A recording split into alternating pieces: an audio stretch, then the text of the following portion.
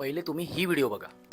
दुनिया सलामा मारे जी जी कहने लाती है ने मार मार डंड के दे गुंदी पिया छाती है ने जदों कोलों लंघे आते धरती हिलाती है ने कौन मुंडा कौन एदी चुक. आता ही वाली व्हिडिओ बघा.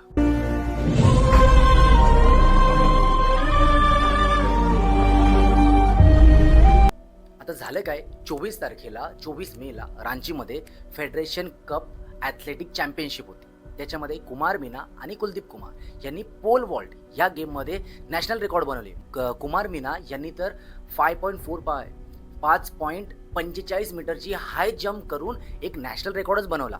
पण जी दुसरी व्हिडिओ आहे त्याच्यामध्ये आपल्याला दिसतंय की त्यांना ते पोल घेऊन जाण्यासाठी पर्यायी जागा नाही आहे. त्यांच्याकडे असं व्हेकल नाही आहे की ते त्यांचे स्पोर्ट्सचे इक्विपमेंट घेऊन जाऊ शकतात. स्पोर्ट्स अथॉरिटीने त्यांना थोडीफार तरी मदत करायला हवी होती. हे प्लेयर नंतर जाऊन देशासाठी खेळणार आहेत, ऑलिम्पिकमध्ये खेळणार आहेत आणि त्यांची अशी दुर्दशा होती. त्यांची अशी दशा झालीच नसती जर ते क्रिकेट खेळत असतील.